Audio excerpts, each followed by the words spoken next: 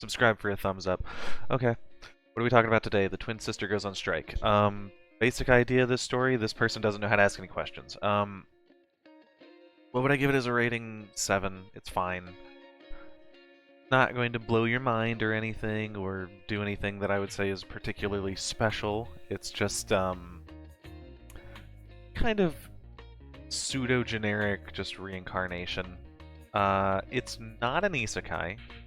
He is not like, someone from a different world or whatever. The gist is the main character, who is this one, is a saint, or at least has the power of a saint, while her sister has the mark of a saint. So basically there's this idea of here's the mark, here's the power. Obviously the power is a little more important in terms of utility, but something that's kind of needed to prove that you are a saint is this mark, right? So basically her father uses, the father uses the one with the power to make it seem like the other one has her powers, but basically he just abuses the one with power repeatedly over and over again, thus, the going on strike aspect. And of course our main character is the one with the ability, not the one with the mark, because, you always have to be with the one that's having it rough. So, the basic idea is when she gets reincarnated, kind of goes on this arduous journey because she wants revenge.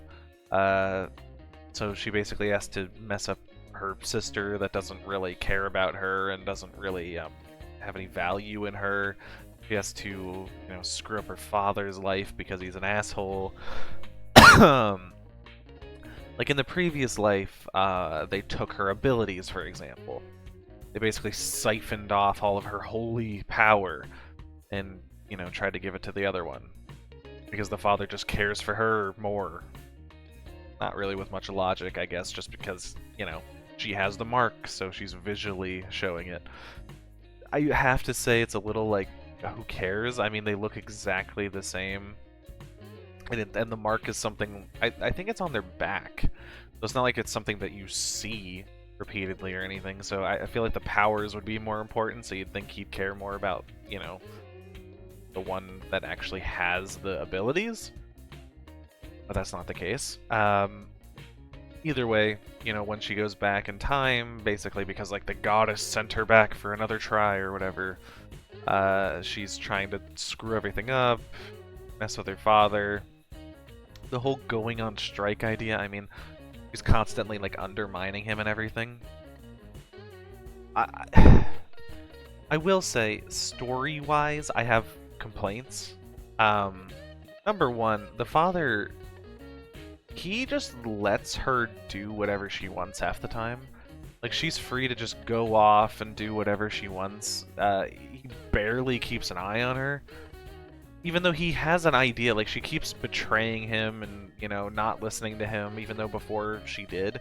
So he knows something's up. But for some reason, he's just like, whatever, I don't care. You would think he would have a target on her, making sure, hey, what is she doing? Where is she going?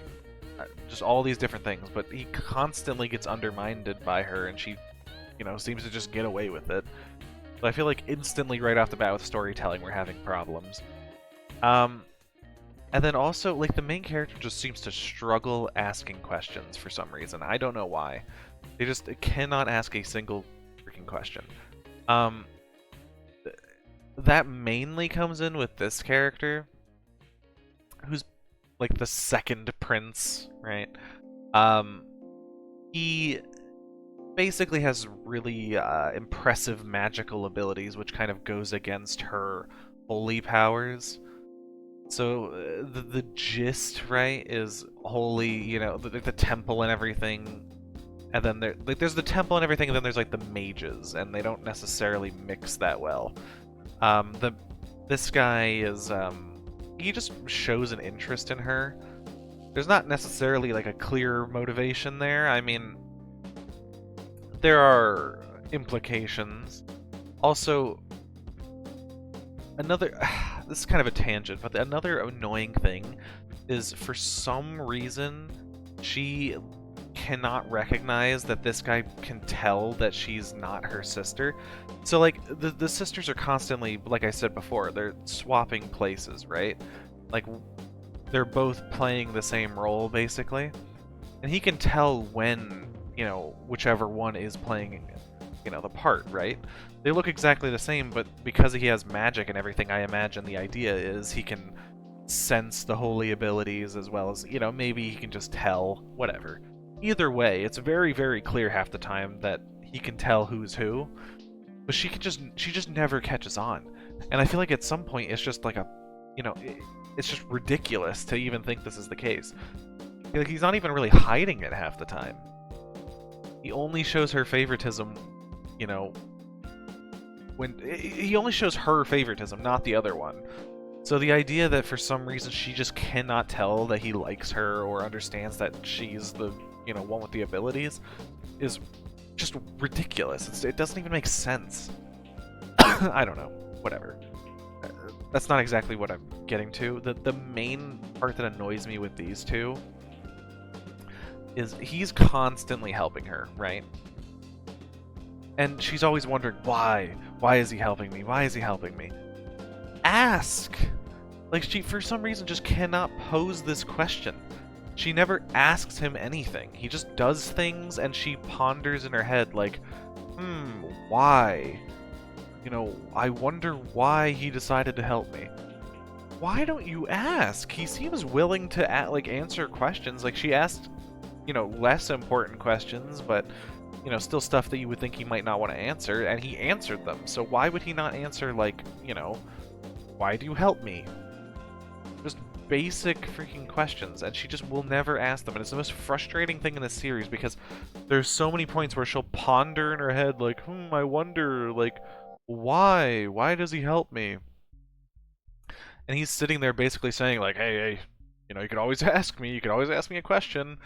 He even goes at one point, he's like, that's the first time you asked me a question. And it's like, I know, it's weird. Why? Why doesn't she ask you any questions? It's one of the most annoying things ever. There's so many moments where you're just like, ask a goddamn question. Everything would make more sense if you just asked. And the worst that can happen is you can just say, like, no, I don't want to answer. It's just one of those, like, it's just so frustrating. Other than that, I mean, there's not really any major issues that I have with the series. Other than those things, those are just annoying aspects of the series that keep annoying me over and over and over again. But as far as, like, actual, like, big problems, I mean, there's a little bit of an illogical, progression with her and her father and, like, the revenge. I mean, like, he just doesn't do anything to, try to stop her, which is really weird when he knows that she's planning things. Later on, he also just does irrational things repeatedly. I don't know. And also, there's this idea of this mask that can, like, transform your face, so she can hide as someone else or whatever. And the father, like, he knows that these exist. And then there's a point where she puts a mask on, but she has a really similar face, and for some reason he just cannot make the connections. Like, she has the power and the looks, and he's just like, no, I don't understand. Like, I can't comprehend the fact that, my daughter would do this or whatever. And okay, he knows that she doesn't like her. Like, she doesn't like him. And he can see the power and looks that are uncommon, but for some reason, there's just, in his head, it's like, no, that just cannot be the case. It's like, why? It's I don't know. I feel like the story, it's not, like, bad, but it really, really heavily relies on plot armor. But whatever. I don't want to get, like, too into, like, all the details. I'll just go with the old, SAE. What is the SAE? Well, it's story, art, enjoyment. Story-wise, I would say the totality of it isn't bad, but it pisses me off repeatedly. So I'm gonna give it a 5. Art-wise, you know, actually, I'm gonna change my tune a little bit. Story-wise, on an objective level, I'm gonna give it a 7. Art-wise, on an objective level, I'm gonna give it a 7. Enjoyment-wise, I'm going to give it a 4 because it pissed me off. I think, objectively speaking, this story is probably about a 7. It's a solid story for most people. For me, it's like a 5. It just pisses me off all the goddamn time. There's so many things in this story that just are annoying. Story-wise, yes, objectively, I would say for most people it's probably a 7. For me, all these little aspects and so much heavy plot armor, it's just like, it just compounds to make me pissed off, so, you know, I'd lower this down to like a 5, maybe like a 4. Art-wise, I mean, it's not doing anything special. You know, it has like the whole like blonde hair, blue eye look, things like that. Very typical Saint-esque look, so 7, because it's like quality art, just not necessarily unique in any way. And enjoyment, for me, it's a little bit of an annoying read, I'm not going to lie. So I think I'm going to give it a 4. So, objective rating, probably about a 7. I think, you know, for most people, it's going to be about a 7. My subjective rating, I'm going to give it a 5, because it pissed me the hell off. She just couldn't ask, like, she just could not ask any questions, which is really annoying. Just ask the question. And also, there's so much plot armor going on as to why things are going the way they are for the characters. It's just, very annoying.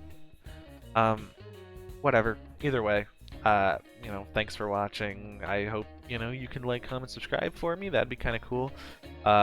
You know, maybe even leave a suggestion, you know, for what I should read down below. Even if I've read it, I'll read it again. I don't care. And, yeah. I'll see ya.